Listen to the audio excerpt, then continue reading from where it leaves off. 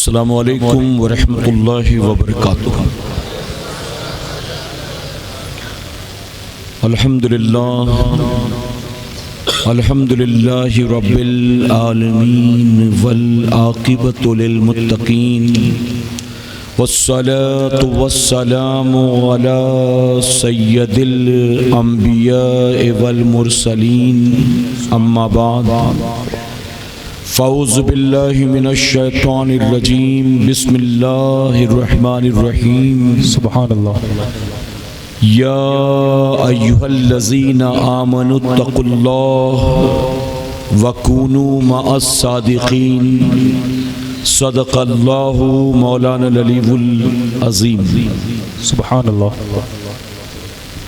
باد توحید کے متوالوں، شمع رسالت کے پروانوں، غوث و خواجہ اور رضا کے چاہنے والوں، آئیے سب سے پہلے ہم اور آپ نہایت ہی ادب اور احترام کے ساتھ اپنے اور ساری کائنات کے مرکز عقیدت جناب محمد الرسول اللہ صلی اللہ تعالی علیہ وسلم کی بارگاہ بے کس پناہ میں جس طرح سے میں آپ کو پڑھاؤں، میرے ساتھ مل کر پورا مجمع با آواز بلند ہدیہ غلامی درود و سلام کے انداز میں پیش کر لیں۔ میں درخواست کروں گا ان حضرات سے جنہوں نے گلی کو بلاک کر رکھا ہے، یعنی آنے جانے والے راستے میں کھڑے ہیں، حالانکہ بائیں جانب اچھی خاصی جگہ خالی پڑی ہے، اگر وہ آ کر اطمینان سے یہاں بیٹھ جائیں تو زیادہ بہتر ہوگا، ورنہ ابھی امیر سنی دعوت اسلامی تشریف لائیں گے اور وہیں راستے میں آپ کھڑے ہیں، پھر دھکا مکی ہوگی خامخواہ میں، تو بہتر ہے کہ آپ راستہ چھوڑ کر اندر والے حصے میں آ کر بیٹھ جائیں اطمینان کے ساتھ۔ اللہ تعالیٰ سب کو عمل کی توفیق عطا فرمائے، آمین آمین۔ دیکھیں، میں جب کوئی ریکویسٹ کرتا ہوں اور لوگ وہ بھی نہیں سمجھ پاتے ہیں تو میں سمجھ جاتا ہوں کہ اب ان کو تقریر کہاں سمجھ میں آنے والی ہے۔ ایک معمولی سی درخواست سمجھ میں نہ آئے تو بیان کیا سمجھے گا بھلا بتائیے بندہ۔ تو جن کو میری بات سمجھ میں آئی ہے وہ بیٹھ جائیں۔ اچھا، ایسا بھی نہیں ہے کہ آپ کھڑے رہ کر سنیں گے تو آپ کو زیادہ ثواب مل جائے گا بیٹھنے والوں کے مقابلے۔ یہ سارا انتظام آپ کے لیے ہے، یہ پنڈال شامیانہ آپ کے لیے لگایا گیا ہے، اطمینان سے آ کر بیٹھیں۔ ہاں، میں جانتا ہوں کہ آپ کھڑے رہ کر اس لیے سنتے ہیں کہ بیٹھ گئے تو پھر آخر تک بیٹھنا پڑے گا، اور کھڑے رہ کر سنیں گے تو جب تک چاہیں گے سنیں گے، جب جی چاہے گا چلے جائیں گے۔ تو بیٹھ جائیں، جب جانے کا جی چاہے تو چلے جائیں، کوئی بات نہیں ہے۔ آپ کی دعوت پر اتنا طویل سفر کر کے آپ کے علاقے میں پہلی مرتبہ امیر سنی دعوت اسلامی تشریف لائے ہیں، اور حضرت تو کافی پہلے آ گئے، لیکن اب اگر تاخیر سے ان کو یہاں لایا جائے گا تو ظاہر ہے کہ اس میں ان کا تو کوئی قصور نہیں ہے۔ اب آپ جب تک وہ نہیں آتے ہیں آپ کو انتظار کرنا پڑے گا، اور اگر آپ اٹھ کر چلے جائیں تو ظاہر ہے کہ اس میں آنے والے مہمان کی کوئی غلطی نہیں ہے بلکہ آپ کے انتظامات کی غلطی ہے۔ تو میں گزارش کروں گا کہ اطمینان سے بیٹھیں۔ میں تمہید کی چند باتیں عرض کروں گا، اصلی خطاب آپ کو انشاءاللہ داعی کبیر عطائے حضور مفتی اعظم حافظ قاری مولانا محمد شاکر نوری صاحب قبلہ کا سماعت کرنا ہے۔ میں جس طرح سے پڑھاؤں میرے ساتھ مل کر بآواز بلند، مرد حضرات بلند آواز کے ساتھ، اور ہماری مائیں بہنیں اور بچیاں جو بیٹھی ہیں وہ دھیمی آوازوں کے ساتھ درود شریف پڑھیں۔ ان کی آوازیں اتنی دھیمی ہوں کہ پردے کے باہر موجود مردوں تک ان کی آواز نہ پہنچے، اس بات کا وہ خیال رکھیں۔ پڑھیں الصلاۃ والسلام علیک یا رسول اللہ، الصلاۃ والسلام علیک یا رسول اللہ، الصلاۃ والسلام علیک یا حبیب اللہ، الصلاۃ والسلام علیک یا حبیب اللہ، الصلاۃ والسلام علیک یا نبی اللہ، الصلاۃ والسلام علیک یا نبی اللہ، وعلی آلک آلک واصحابک یا نور اللہ یا نور اللہ صلی اللہ تعالی علیہ وسلم صلی اللہ تعالی علیہ وسلم۔ رب کعبہ کی بارگاہ میں دعا ہے، مولا اپنے حبیب صاحب لولاک صلی اللہ تعالی علیہ وسلم کے صدقہ تو فیل ہم تمام حاضرین اور سامعین کو تو ماہ رجب کی برکتوں سے بھرپور مالا مال فرما۔ مولا ہمیں خیر و عافیت کے ساتھ ماہ شعبان و ماہ رمضان المبارک نصیب فرما۔ ان برکت والے مہینوں کا خوب احترام کرنے، ان کا حق ادا کرنے اور خوب عبادتیں کر کے تجھے راضی کرنے کی توفیق نصیب فرما۔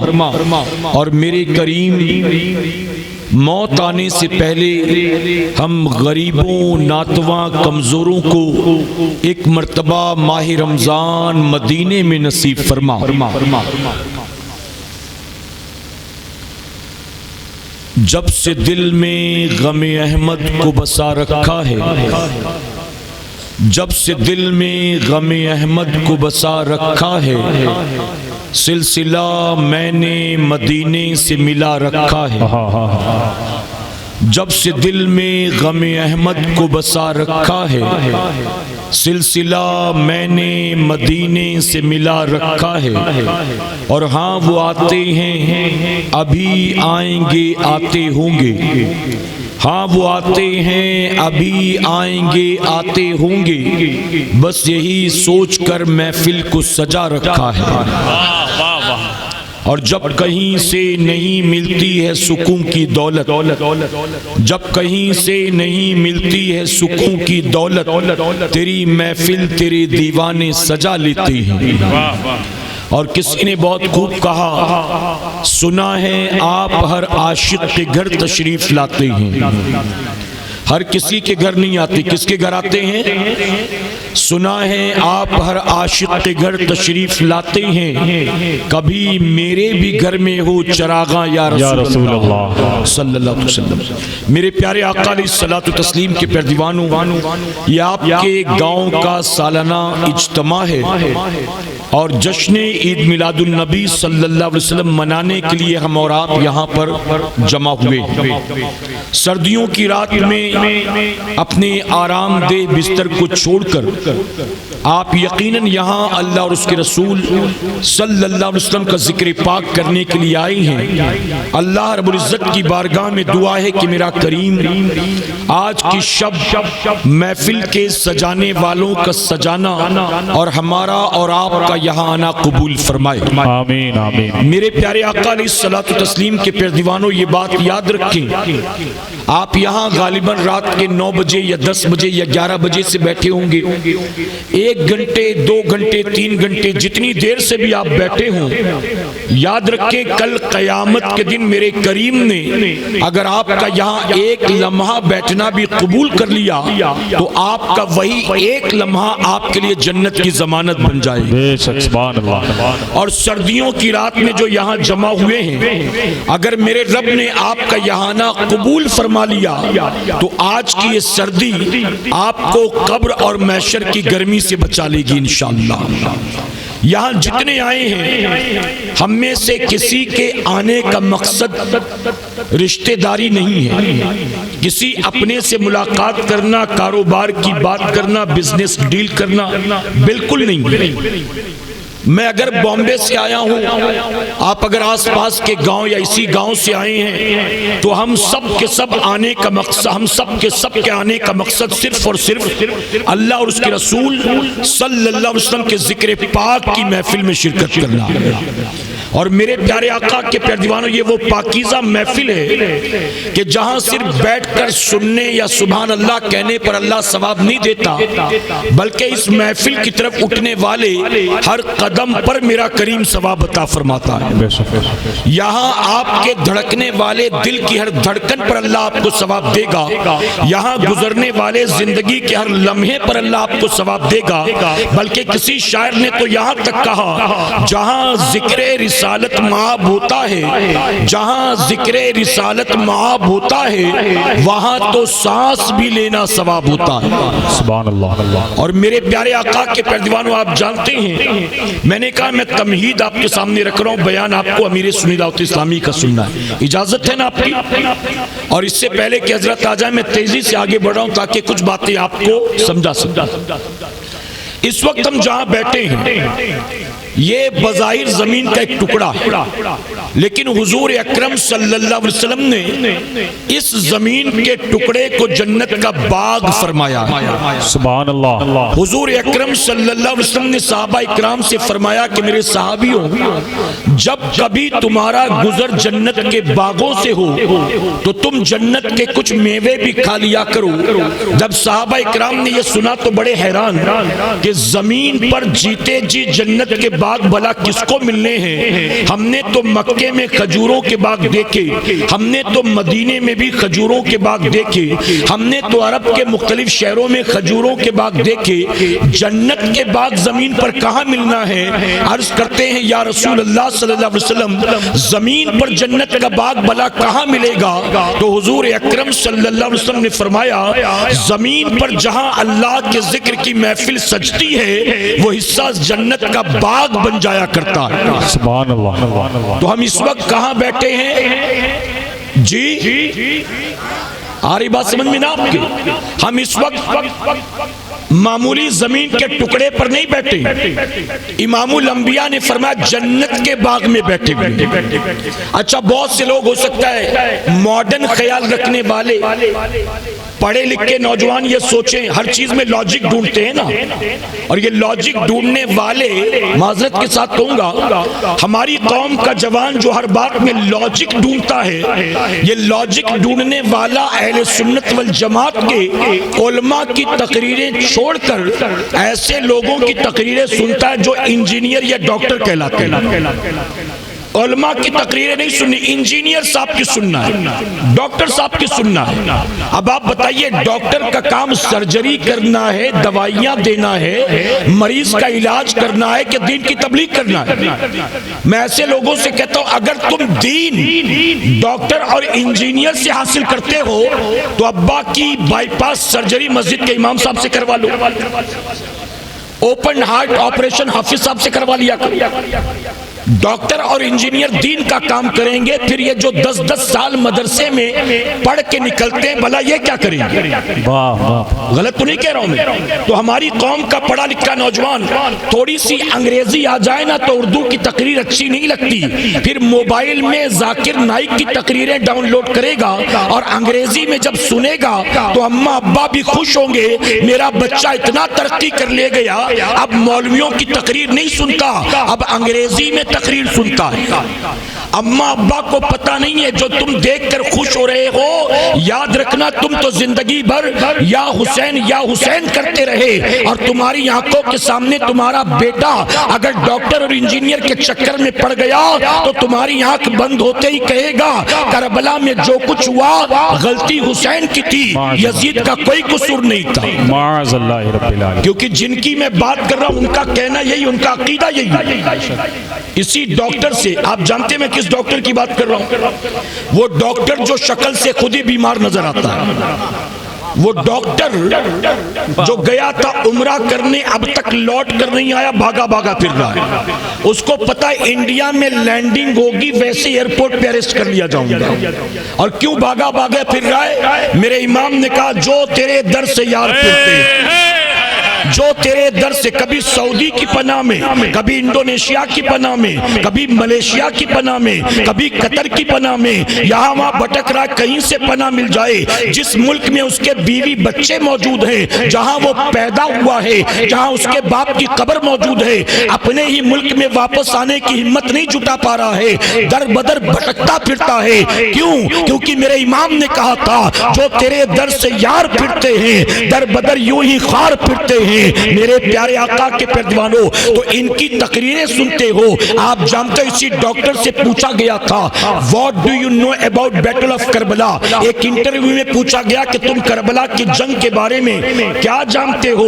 اب اے سنیوں میں تم سے اگر یہ سوال پوچھوں کہ تم کربلا کی جنگ کے بارے میں کیا جانتے ہو تو 60 سال کا بوڑھا نہیں 10-12 سال کا سنی کا بیٹا بھی کھڑا ہو کر کہے گا کربلا کے بارے میں وہ کیا کیا جانتا ہے. جب اس سے پوچھا گیا مہابھارت میں کیا ہے معلوم ہے, اس کو پران میں کیا ہے معلوم ہے, گیتا میں کیا ہے معلوم ہے, کون سے شلوک کہاں موجود معلوم ہے, بائبل میں کیا ہے معلوم ہے, اس کو یہ ساری چیزیں معلوم ہیں. لیکن پوچھا گیا what do you know about Battle of Karbala تو کہتا ہے I don't know much about Battle of Karbala, میں کربلا کی جنگ کے بارے میں اتنا کچھ نہیں جانتا, ہاں صرف اتنا جانتا ہوں it was a political war, ایک راجنیتک جھگڑا تھا, ایک کرسی کا جھگڑا تھا. اے سرکار مدینہ کے پیروانوں جن کے دل میں اہل بیت کی محبت نہ ہو, جو امام علی مقام کی عظمت نہ جانتا ہو, یقیناً وہ یہ کہہ سکتا ہے یہ جھگڑا کرسی کا تھا. لیکن خوش عقیدہ سنی مسلمان جو نبی سے محبت کرتا ہے, نبی کی آل سے محبت کرتا ہے, وہ اس جنگ کو راجنیتک جھگڑا نہیں سمجھتا ہے, یہ کسی پولیٹیکل پارٹی کا الیکشن کا جھگڑا نہیں تھا, بلکہ ہم جانتے ہیں کربلا میں جو کچھ یزید کی طرف سے ہوا یقیناً وہ کرسی کے لیے تھا, لیکن امام حسین نے جو کچھ کیا تھا وہ نانا کے دین کی بقا کے لیے تھا, نانا کے دین کی حفاظت کے لیے تھا. یزید آیا تھا کرسی کے لیے, تخت و تاج کے لیے, خلافت کے لیے, منصب و مقام کے لیے, لیکن میرا امام کربلا میں آیا تھا تو صرف قرآن کی حفاظت کے لیے آیا تھا, نانا کی شریعت کی حفاظت کے لیے آیا تھا, نانا کے دین کی بقا کے لیے آیا تھا. اے سنیوں فیصلہ ہمیں کرنا ہوگا, ہمیں اپنے علماء کے پیچھے چلنا ہے یا بدعقیداؤں گمراہوں کے پیچھے چلنا ہے. یاد رکھنا میرے آقا نے اس لیے 1450 سال پہلے فرمایا تھا جو جس سے محبت کرے گا کل قیامت میں اسی کے ساتھ اٹھایا جائے گا. یہ جو غوث پاک کے باغی ہیں, یہ جو امام حسین کی مخالفت کرتے ہیں, یہ جو یزید کو رضی اللہ تعالیٰ عنہ کہتے ہیں, یہ جو یزید کو امیر المومنین کہتے ہیں معاذ اللہ, اگر تم ان کے پیچھے پیچھے چلو گے, ان کے سوٹ بوٹ کو دیکھ کر, ان کی فراٹے دار انگریزی کو دیکھ کر, ان کے کوٹس کو دیکھ کر, بخاری میں یہ پیج پر اتنا لکھا ہوا ہے, پیج نمبر یہ ہے, صفحہ نمبر یہ ہے, روایت نمبر یہ ہے, آپ یہ ساری چیزیں دیکھ کر متاثر ہو تو یاد رکھنا ان کے پیچھے چلو گے یہ تمہاری نسلوں کے ایمان و عقیدے کو تباہ برباد کر کے رکھ دیں گے. تم زندگی بھر یا حسین کرتے رہو گے اور تمہاری آنکھ بند ہوتے ہی تمہارا بیٹا یزید کے پیچھے چل پڑے گا. اس لیے میرے پیارے آقا کے پیروانوں اگر دین سیکھنا چاہتے ہو اپنی مسجد کے امام کے پاس آؤ, اپنے علماء کے پاس آؤ, حفاظ اکرام کے پاس آؤ.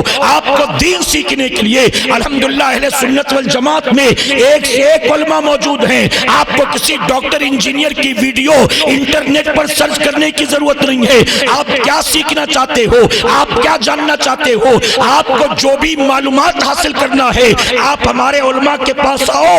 انشاءاللہ آپ کے ہر سوال کا, آپ کے ہر اعتراض کا ہماری جماعت کے علماء اطمینان بخش جواب دینے کی صلاحیت رکھتے ہیں. سبحان اللہ سبحان اللہ. تم جس کے پیچھے چل رہے ہو, تم جس کے پیچھے چل رہے ہو ان کی پوزیشن کیا ہے؟ کل مغرب کے بعد 27ویں شب لگے گی جسے ہم اور آپ شب معراج کہتے ہیں. یہ وہ معجزہ ہے میرے نبی کا. حضور اکرم صلی اللہ علیہ وسلم کے فرمائے گئے تمام معجزات میں دو سب سے عظیم معجزے, ایک تو قرآن ہے اور دوسرا سفر معراج. ہماری مسجدوں میں باقاعدہ شب معراج سیلیبریٹ کی جاتی ہے. ہم جمع ہوتے ہیں مسجدوں میں, عبادت کرتے ہیں, معراج کا ذکر کرتے ہیں, ہم روزہ بھی رکھتے ہیں, ہم اس طرح سے شب معراج سیلیبریٹ کرتے ہیں. لیکن ان بدعقیداؤں کو دیکھو, کیا یہ بھی حضور کی شب معراج کو مناتے ہیں؟ بلکہ یہ تو انکار کرتے اور یہ کہتے کہ ایسا کچھ ہوا ہی نہیں تھا, اور اگر ہوا بھی تھا تو یہ سب کچھ خواب میں دکھایا گیا تھا. خواب میں. میرے پیارے آقا کے پیروانوں آپ مجھے دل پر ہاتھ رکھ کر بتائیں, میں جہاں سے چلا تھا وہاں سے آگے نکل چکا, پھر لوٹوں گا, لیکن ابھی میں آپ سے یہ سوال پوچھنا چاہتا ہوں, آپ صبح سو کر اٹھے اور امام صاحب سے جا کر کہے کہ حضرت رات کو خواب میں میں نے دیکھا کہ میں طواف کعبہ کر رہا تھا، اس کے بعد میں نے صفا مروہ کی سعی بھی کی، زمزم بھی پیا، اس کے بعد میں نے مقام ابراہیم پر جا کر نماز بھی ادا کی، حجر اسود کا بوسہ بھی لیا۔ امام صاحب کیا کہیں گے؟ جھوٹ بول رہا ہے تو کہیں گے؟ امام صاحب کہیں گے بڑا مبارک خواب ہے، اللہ اس کو حقیقت میں تبدیل فرمائے، اللہ تجھے برکتیں عطا کرے۔ اگر کوئی کہے میں خواب میں امریکہ چلا گیا تھا، کل رات کو خواب میں لندن کی گلیوں میں گھوم رہا تھا، اور صبح اٹھ کر بتائیں کہ میں نے رات ایسا ایسا خواب دیکھا، تو کیا بتاؤ کوئی خواب کا انکار کرے گا؟ ارے خواب میں ایک انسان کہاں سے کہاں چلا جاتا ہے، اور جب کسی کے سامنے خواب بیان کرتا ہے تو سننے والا انکار نہیں کرتا کہ تو جھوٹ بولتا ہے، یہ پاسبل نہیں ہے۔ اے سرکار مدینہ کے پیروانوں، اگر میرے آقا نے یہ کہا ہوتا ابو جہل سے کہ میں رات کے اندھیرے میں خواب کے ذریعے سفر پر یہاں سے یہاں، یہاں سے یہاں چلا گیا، تو ابو جہل کیا کہتا؟ جھوٹ بولتے ہو، نہیں میں نہیں مانتا۔ میرے نبی نے فرمایا رات کے ایک حصے میں نے یہ عظیم سفر کیا ہے۔ اب قریش مکہ، اب مشرکین مکہ کا انکار یہ بتاتا ہے، جب نبی نے اپنے سفر کا ذکر کیا سب نے ایک زبان ہو کر انکار کیا، اور انکار کیوں کیا؟ اس کی وجہ کہ وہ جانتے تھے محمد کا یہ دعویٰ خواب کا نہیں ہے، اگر خواب کا ہوتا تو سارے مان لیتے، آقا نے حقیقت میں دعویٰ کیا تھا، یہ وہ بھی جانتے تھے، اس لیے وہ انکار کر رہے تھے۔ اور اگر کوئی آج مسلمان کہلاتا ہے اور مسلمان ہو کر وہی عقیدہ رکھتا ہے جو عقیدہ ابو جہل کا ہے، ابو لہب کا ہے، عتبہ شیبہ کا ہے، اگر وہ کہے معراج تو ہوئی تھی لیکن خواب میں ہوئی تھی، جسم تو مکے میں موجود تھا، خواب میں سفر کرا دیا گیا۔ میرے پیارے آقا علیہ الصلوۃ والتسلیم کے پیروانوں، کیا تم ایسوں کے پیچھے چلنا پسند کرو گے؟ ہمارے علماء نے باقاعدہ قرآن مقدس کی 22 آیات کے ذریعے اور کئی حدیث مبارکہ کے ذریعے یہ بات پروف کر دی ہے کہ نبی جس سفر معراج کا دعویٰ کر رہے ہیں وہ دعویٰ خواب کا نہیں ہے، بلکہ حقیقت میں اللہ نے محبوب کو سفر کرایا ہے، جسمانیات کے ساتھ اللہ نے سفر کرایا ہے۔ اب میرے پیارے آقا کے پیروانوں، ہمیں فیصلہ کرنا ہوگا ہم کس کے پیچھے چلنا چاہتے ہیں، اس کے پیچھے جس کے پیچھے چل کر ہماری دنیا اور آخرت تباہ برباد ہو جائے، ہمارا عقیدہ تباہ برباد ہو جائے۔ نہیں، ہمیں اور آپ کو ہوش کے ناخون لینے ہیں۔ ہم الحمدللہ پیدائشی سنی ہیں، ہم سنی پیدا ہوئے، ہم سنی ہیں، ہم دنیا سے سنی ہی جائیں گے، لیکن جانے سے پہلے ہم سب کو یہ کوشش کرنا ہے ہم سنی جائیں اور ہمارے بعد ہماری نسلیں بھی خوش عقیدہ سنی بنی رہیں۔ نعرہ تکبیر، نعرہ رسالت، جشن عید میلاد النبی، مسلک اعلی حضرت۔ پڑھے لکھے لوگ لاجک ڈھونڈتے ہیں، اگر یہ جنت کا باغ ہے تو جنت جیسا کچھ نظر کیوں نہیں آتا؟ اگر جنت کا باغ ہے، وہی زمین کا ٹکڑا، دائیں بیٹھا اس کو بھی پہچانتا ہوں، آگے بیٹھا اس کو بھی۔ اگر یہ جنت کا باغ ہے تو جنت جیسا کچھ ہونا چاہیے نا۔ نبی نے فرمایا جنت کا باغ، لاجک ڈھونڈنے والا کہتا جنت جیسا کچھ نظر تو نہیں آتا۔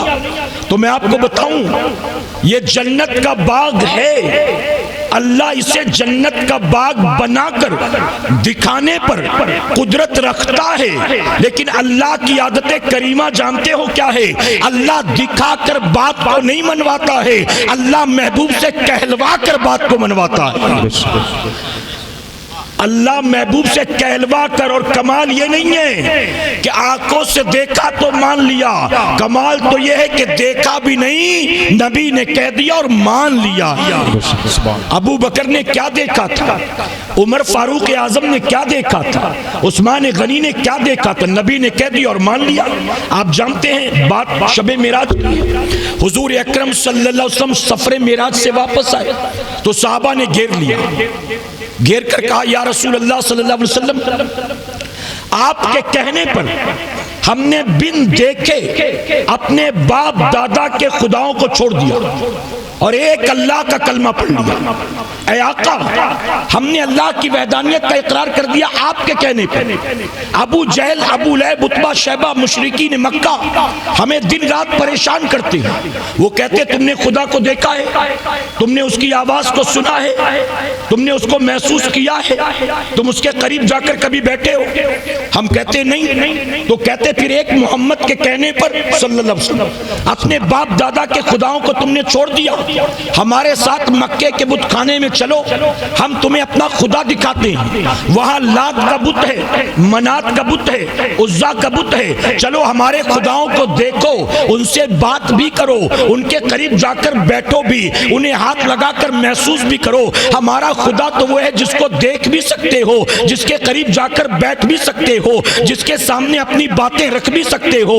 آخر تم نے ایسے خدا کو مان لیا جس کو تم نے دیکھا ہی نہیں ہے، نہ تمہارے محمد نے دیکھا ہے صلی اللہ علیہ وسلم۔ اب صحابہ کہتے آقا ہم نے تو نہیں دیکھا، لیکن آپ تو دیکھ کر آ رہی ہیں نا، کم سے کم ہمیں بتا ہی دیں ہمارا خدا کیسا دکھائی دیتا ہے، تاکہ ہم ان کو جواب دے سکیں، ان کا منہ بند کر سکیں۔ ہمیں بتا دیں کہ ہمارا رب کیسا دکھائی دیتا ہے۔ تو جانتے ہو میرے نبی نے مسکرا کر فرمایا تھا میں تمہیں کیسے بتاؤں کہ رب کیسا دکھائی دیتا ہے؟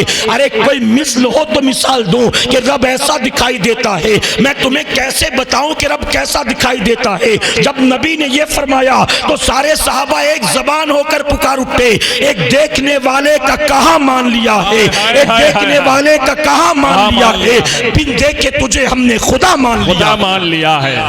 تو جب بن دیکھے محبوب کے کہنے پر خدا مان لیا، تو اسی محبوب کے کہنے پر جنت کا باغ نہیں مانو گے؟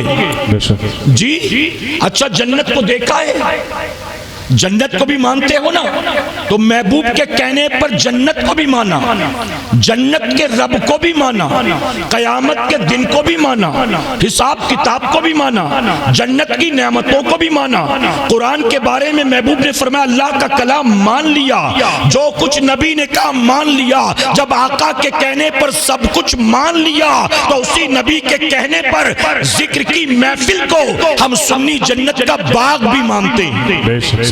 تو ہم کہاں بیٹھے ہیں ابھی؟ اچھا یہ جنت کا باغ بنا کیسے؟ یہ جنت کا باغ میرے تیرے آنے سے نہیں بنا، یہ جنت کا باغ اللہ کے ذکر کی برکت سے بنا ہے۔ پتا چلا یہ کھیت تھا، گلی تھی، چوک تھا، راستہ تھا، محلہ تھا، میدان تھا، یہ سال بھر تو عام زمین کا ٹکڑا تھا، لیکن وہیں چند لوگ جمع ہو گئے، اللہ کا ذکر چھیڑ دیا تو ذکر کی برکت سے وہ زمین کا ٹکڑا جنت کا باغ بن گیا۔ یہی نہیں، جہاں بھی رب کا ذکر چھڑ جائے زمین کا وہ حصہ جنت کا باغ بن جاتا ہے۔ اب بتائیے جب ہم میدان کو ذکر کر کے جنت کا باغ بنا سکتے ہیں تو اپنے گھر میں بھی اللہ کا ذکر کریں گے تو ظاہر ہے کہ ہمارا گھر بھی جنت کا باغ بن جائے گا۔ اور جب گھر جنت کا باغ بنے گا تو گھر میں جھگڑے ہوں گے، فساد ہوں گے، تیرا میرا جھگڑا ہوگا، بلکہ جب گھر ذکر کی برکت سے جنت کا باغ بنے گا تو وہاں اللہ کی رحمت بھی اترے گی، اللہ کی برکت بھی اترے گی، میاں بیوی میں محبت بھی پیدا ہوگی، اولاد ماں باپ کا احترام بھی کریں گے، چھوٹے بھائی بہن بڑے بھائی بہن کا حق بھی ادا کریں گے۔ تو اے سرکار مدینہ کے پیروانوں، جب ذکر کی برکت سے زمین کا کوئی بھی حصہ جنت کا باغ بن سکتا ہے تو اپنے گھروں میں بھی ذکر کی عادت ڈالو۔ اور اسی لیے الحمدللہ ہم سنیوں کا معاملہ یہ ہے، ہم نیا مکان لیں تو میلاد کی محفل کرتے ہیں، نئی دکان لیں میلاد کی محفل کرتے ہیں، ہم نیا گھر بنائیں تو گھر میں جانے سے پہلے قرآن خوانی کرتے ہیں۔ ہم سنیوں کے یہاں جو ساری چیزیں ہوتی ہیں وہ اس لیے ہوتی ہیں تاکہ ذکر کی برکت سے شیطان بھاگ جائے اور اللہ ہمارے مکان دکان کو جنت کا باغ بنا دے۔ اب ایک اور بات، علماء کی موجودگی میں کوئی فتویٰ نہ لگائے، محبت کی بات۔ میرے پیارے آقا کے پیروانوں، ہم اس وقت کہاں بیٹھے ہیں؟ جی کل قیامت کے دن جب فیصلہ ہو جائے گا نیکی بدی، سارے جہنمیوں کو جہنم میں ڈال دیا جائے گا اور جنتیوں کو جنت میں داخل کر دیا جائے گا۔ فرمایا گیا اس کے بعد کچھ ایسے جہنمی ہوں گے کہ حضور کی شفاعت کے صدقے جن کو جہنم سے نکال کر جنت میں داخل کر دیا جائے گا، جن کے سینے میں رائی کے دانے کے برابر ایمان ہوگا وہ بھی جہنم سے نکال کر جنت میں داخل کر دیے جائیں گے۔ یہ تو ہے کہ جہنمی کو جہنم سے نکال کر جنت میں داخل کیا جائے، لیکن کیا کبھی یہ بھی سنا ہے کہ جنت میں جانے کے بعد کسی جنتی کو جنت سے نکال کر جہنم میں ڈالا جائے گا؟ سنا ہے کبھی کہ جنت میں چلا گیا تھا، اچانک کوئی آیا نیا مقدمہ لے کر اور اللہ نے فرمایا جاؤ فرشتوں اس کو پکڑ کر لاؤ، نکالو جنت سے، اس کو جہنم میں ڈال دو؟ ایسا ہے؟ ارے جہنمی جہنم میں جانے کے بعد ممکن ہے کہ جہنم سے نکال کر جنت میں داخل کر دیا جائے، لیکن جنتی جنت میں چلا گیا پھر اسے کبھی جنت سے نکالا نہیں جائے گا۔ اب اے سنیو سنو، محبت کی بات ہے، ارے جنتی جنت میں گیا تو پھر جنت سے نکالا نہیں جائے گا۔ اس زمین کے ٹکڑے کو میں نے اپنی طرف سے جنت کا باغ نہیں کہا، جس کے صدقے میں رب نے جنت کو پیدا کیا ہے اس نبی نے جنت کا باغ کہا ہے۔ جب ہم جیسے گناہگاروں کو میرے کریم نے جیتے جی زمین پر جنت کے باغ میں بٹھا دیا ہے تو یقیناً مرنے کے بعد بھی ہمیں جنت کے باغ سے نکالا نہیں جائے گا۔ ہم یہاں جنت کے باغ میں ہیں، مرنے کے بعد بھی اللہ ہمیں جنت ہی میں داخل فرمائے۔ واہ واہ واہ واہ، اللہ اکبر یا رسول اللہ۔ اب ایک بات اور سنیں، سب کو یقین ہے کہ جنت کے ایک باغ میں بیٹھے، اب ایک بات اور سنیں، جنت کے باغ میں بیٹھے تو جنت کے باغ سے نکل کر جانے کے بعد پھر جہنمیوں والے کام نہیں کرنے، یہ بھی طے کر کے جاؤ کہ انشاءاللہ اب جنت کے باغ سے ہو کر آیا پھر چلا جہنمیوں کے راستے پر، اب جنت میں جائے گا؟ جی جنت کے باغ سے نکل کر آیا پھر چل پڑا جہنمیوں کے نقش قدم پر، رات بھر پب جی، رات بھر یوٹیوب، رات بھر لوڈو، رات بھر واٹس ایپ فیس بک، رات بھر گندی فلمیں ڈرامے کھیل تماشے ویب سیریز گیم ٹک ٹاک، اس کا ڈی پی، اس کا اسٹیٹس، اس کا انسٹاگرام، اس کا فیس بک، اس کی سٹوری پروفائل، رات بھر یہی کرتا رہا۔ اب بتائیے جنت کے باغ سے نکل کر جانے کے بعد اگر جہنمیوں کے نقش قدم پر چلے گا تو جنت میں جائے گا۔ اس مہینے میں شب معراج، اگلے مہینے میں شب برات، اور شب برات کے بارے میں حضور اکرم صلی اللہ علیہ وسلم نے فرمایا کہ اس رات اللہ قبیلے بنو کلب کی بکریوں کے بالوں کے برابر اپنے بندوں کو جہنم سے آزاد فرما دیتا ہے۔ سبحان اللہ، سبحان اللہ۔ بکری کے بال کے برابر نہیں، بکریوں کے بالوں کے برابر۔ اور مفسرین لکھتے ہیں کس کو جہنم سے آزاد کرتا ہے اللہ؟ متقیوں کو نہیں، تہجد گزاروں کو نہیں، پرہیزگاروں کو نہیں، شب بیداروں کو نہیں، خوف خدا میں رونے والوں کو نہیں، عابد و زاہدوں کو نہیں، غوث و خواجہ کو نہیں، اولیاء صوفیاء کو نہیں، بلکہ فرمایا کہ وہ لوگ جن پر گناہوں کے سبب جہنم واجب ہو گئی ہو، اس مبارک شب میں اللہ ان جہنمیوں کو جہنم سے آزاد کر دیتا ہے۔ جب وہ رات آتی ہے ہمارے اور آپ کے جیسے گناہگاروں کی بخشش ہو جاتی ہے، لیکن صبح اٹھنے کے بعد اگر پھر اسی راستے پر چلے گا، پھر گناہ پر گناہ کرے گا، پھر اللہ رسول سے بغاوت کرے گا، پھر نمازیں قضا کرے گا، پھر ماں باپ کو جھڑکی دے گا، پھر چوری چماری کے دھندے کرے گا، تو بتاؤ اللہ نے تیرے گناہ معاف تو کر دیے تھے لیکن نئے سرے سے تو نے پھر گناہ کرنے شروع کر دیے، اب جنت میں جا سکے گا؟ تو اب جنت کے باغ میں بیٹھے ہو، طے کر کے اٹھنا کہ یہاں سے جائیں گے تو جہنمیوں کے راستے پر نہیں چلیں گے، کہ انشاءاللہ، اور محبت سے کہیں میرے پیارے آقا علیہ الصلوۃ والتسلیم کے پیروانوں، اب صحابہ کرام کو جنت کے باغ کا پتہ چل گیا تو عرض کرتے آقا وہاں کھانے کو میوے کون سے ملے، وہاں کون سے میوے ہیں کھانے کے؟ تو حضور اکرم صلی اللہ علیہ وسلم نے فرمایا اللہ کے ذکر کی محفل میں بیٹھ کر اللہ کا ذکر کرنا، یعنی سبحان اللہ کہنا، ماشاء انشاءاللہ کہنا، الحمدللہ کہنا، یہ گویا جنت کے باغ میں بیٹھ کر جنت کا میوہ کھانے کی طرح سے۔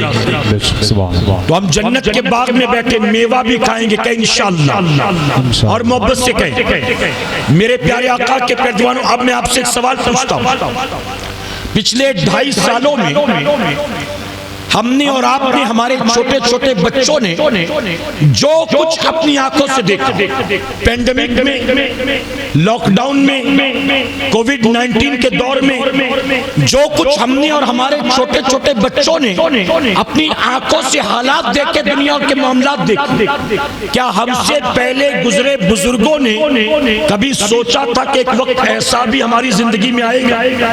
کبھی سوچا تھا؟ میرے پیارے آقا کے پیروانوں، ہم دیکھا انچوا انجانا دشمن جو چائنا سے چلا اور اس کے بعد چل کر صرف ہمارے ملک کے ایئرپورٹس تک نہیں پہنچا، ہمارے گاؤں تک پہنچ گیا، شہر تک پہنچ گیا، ہمارے گلی کوچے تک پہنچ گیا، ہمارے اپنے خاندان اور گھر تک پہنچ گیا۔ آپ بتائیے اس ایک وائرس کی وجہ سے پوری دنیا میں کروڑوں لوگ اس کی زد میں آئے، لاکھوں لوگ موت کے گھاٹ اتر گئے، معلوم ہے نا آپ کو؟ کیا کبھی آپ نے سوچا تھا ہمارے محلے کی مسجد پر تالا ہوگا، نہ نماز تراویح پڑھنے کی اجازت ہوگی پرشاسن کی طرف سے، نہ عید اور بقرہ عید کی نماز پڑھ سکتے ہیں، نہ شب قدر میں مسجد میں لوگ جمع ہو سکتے ہیں، نہ الوداع جمعہ پڑھنے کے لیے لوگ مسجد میں جا سکتے ہیں؟ کبھی سوچا تھا؟ ارے وہ مسجد جو ہم نے ہمارے باپ دادا نے تعمیر کی، اس پر گورنمنٹ کی طرف سے پابندی ہوگی تو تم نہیں جا سکتے۔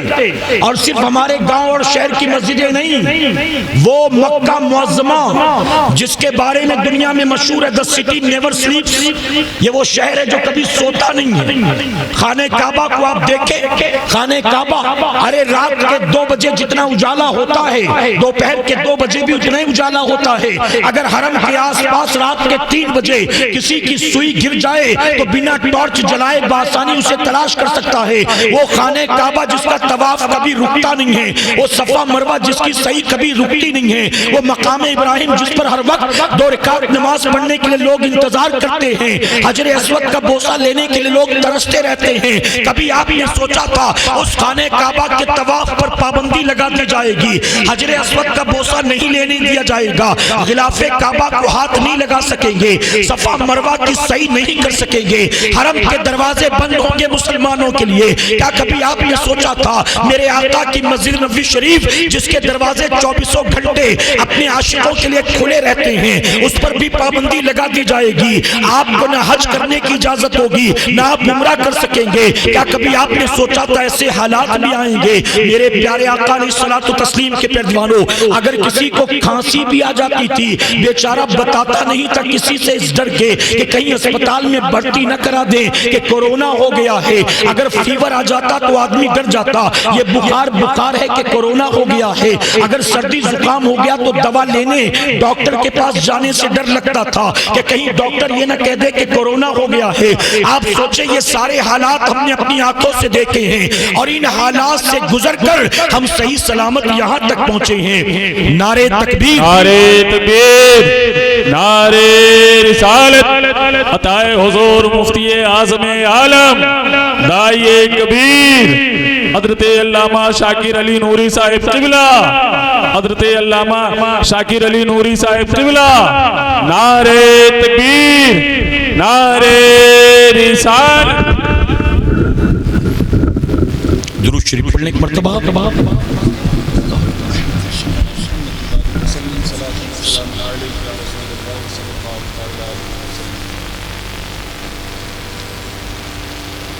میرے پیارے آقا علیہ الصلوۃ والتسلیم کے دیوانوں، عطائے حضور مفتی اعظم، وقار اہل سنت، داعیہ کبیر، امیر سنیدات اسلامی، حافظ قاری مولانا محمد شاکر نوری صاحب قبلہ، جو آج کی ہماری محفل کے خصوصی مہمان بھی ہیں، آج کی بزم کے دولہ بھی ہیں، ممبر رسول پر جلوہ افروز ہو چکے ہیں۔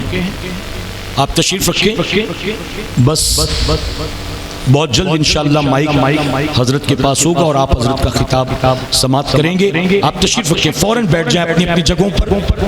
درمیان میں جگہ خالی ہو تو اس کو پر کر لیں. جو دائیں بائیں کھڑے ہیں وہ بھی آ کر بیٹھ جائیں. جو دائیں بائیں کھڑے ہیں ان سے بھی گزارش ہے کہ آ کر بیٹھ جائیں. دیکھیے اس آج کے جشن عید میلاد النبی صلی اللہ علیہ وسلم کی محفل پاک کی آخری کڑی کی شکل میں عطائے حضور مفتی اعظم آپ کے سامنے موجود ہیں اور حضرت کا خطاب آپ کو سماعت کرنا ہے. اس لیے بالکل اطمینان اور دل جمعی کے ساتھ آپ کو بیٹھنا ہے. اور جیسا کہ میں نے گزارش کی, صرف جسم کو نہیں ذہن کو بھی حاضر رکھنا ہے آپ نے انشاءاللہ. ٹھیک ہے, ایک مرتبہ پورا مجمع محبت سے درود شریف پڑھ لے.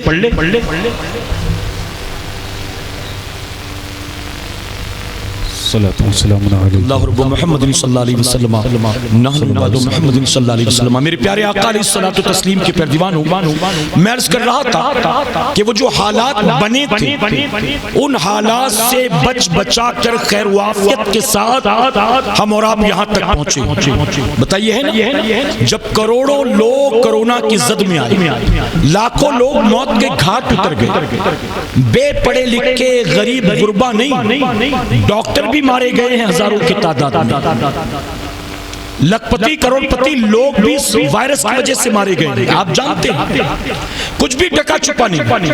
آپ بتائیں ایسے میں اگر ہم بچ بچا کر صحیح سلامت یہاں پہنچے ہیں تو مجھے دل پر ہاتھ رکھ کر جواب دیں کہ اگر ہم بچ گئے ہیں تو کیا سینیٹائزر کی وجہ سے بچ گئے ہیں, ماسک کی وجہ سے ہم بچ گئے ہیں, سوشل ڈسٹینسنگ کی وجہ سے ہم بچ گئے ہیں, لاک ڈاؤن کی وجہ سے ہم بچ گئے ہیں, WHO کی وجہ سے ہم بچ گئے ہیں. اگر ہم کل بھی زندہ تھے, آج بھی زندہ ہیں, تو کیا بتائیے ویکسین کی وجہ سے, بار بار ہاتھ دھونے کی وجہ سے, گورنمنٹ کی پالیسی کی وجہ سے. میرے پیارے آقا کے پردوانوں, آپ کو ماننا پڑے گا اگر کل بھی زندہ تھے اور بچ بچا کر صحیح سلامت یہاں تک پہنچے اور زندہ ہیں تو یقیناً یہ احسان ہے میرے پروردگار. زندگی اور موت پر میرے رب کے سوا کوئی قدرت نہیں رکھتی. کل بھی اسی نے زندہ رکھا تھا, آج بھی اسی نے زندگی عطا کی. اب بتائیے ان حالات سے بچ کر یہاں تک پہنچے اور یہ بھی مانتے ہیں کہ یہ زندگی ہمیں ہمارے رب نے عطا کی, تو کیا اب ہماری ذمہ داری نہیں بنتی جس رب نے ہماری حفاظت کی اس رب کی بارگاہ میں رجوع کرنے, اس رب کی بارگاہ میں سچی توبہ کرنے, اپنے آپ کو گناہوں سے, برائیوں سے, رب رسول کی بغاوت اور نافرمانی سے بچانے کی کوشش کریں. کیا ہماری ذمہ داری نہیں بنتی؟ ہم بچ بچا کر یہاں تک پہنچے, پھر بھی مسجدیں خالی ہیں نماز فجر کے وقت. ہماری قوم کا جوان پھر بھی رات بھر PUBG کھیل رہا, یوٹیوب پر گندی گندی فلمیں دیکھ رہا, پورا دن ٹک ٹاک کے چکر میں, اسٹوریز کے چکر میں, انسٹاگرام فیس بک کے چکر میں برباد کر رہا. بتائیے ہم نے کیا سیکھا؟ میرے پیارے آقا علیہ الصلوۃ والتسلیم کے پردوانوں, کل بچ گئے, کل بھی بچے رہو گے, اس کی کوئی گارنٹی ہے؟ آپ جانتے ایک سروے کے مطابق پوری دنیا میں روزانہ تقریباً 1.5 لاکھ موتیں ہوتی ہیں. اربوں خربوں انسانوں میں 1.5 لاکھ موتیں ورلڈ وائڈ ہوتی ہیں ڈیلی. ان 1.5 لاکھ میں کل جو مرے 1.5 لاکھ ہم اس میں سے نہیں ہیں. کل جو 1.5 لاکھ مریں گے ہمیں کیا پتا کہ ان میں ایک ہم بھی ہیں. پرسوں جو 1.5 لاکھ مریں گے ہمیں کیا پتا کہ ان میں ہمارا شمار, ہمیں کیا پتا. اس لیے میرے پیارے آقا کے پردوانوں, آج زندہ ہو, رب کا شکر ادا کرو, کل کے انتظار میں مت بیٹھو اور آج یہ طے کر کے جانا جشن عید میلاد النبی صلی اللہ علیہ وسلم کی محفل میں آئے ہیں, اپنے آپ کو نیک بنائیں گے, نبی کی سنت کے سانچے میں ڈھالیں گے, اپنے آپ کو نمازی بنائیں گے, واہیات چیزوں سے, حرام و ناجائز چیزوں سے, ناچ گانوں سے, ویب سیریز سے, گندی گندی فلموں ڈراموں سے اپنے آپ کو, اپنے بیوی بچوں کو بچانے کی کوشش کریں گے. اللہ ہمیں آپ کو سب کو کہنے سننے سے زیادہ عمل کی توفیق عطا فرمائے. درمیان گفتگو مجھ سے جانے انجانے میں کوئی غلطی خامی رہ گئی, آپ سب کو بالخصوص علماء اکرام کو گواہ بنا کر سچے دل سے توبہ کرتا ہوں. میرا کریم میری توبہ قبول فرمائے اور ہماری اس محفل پاک کو مولا قیامت میں ہمارے لیے, ہمارے والدین کے لیے بخشش اور نجات کا ذریعہ بنائے. وما علینا الا البلاغ.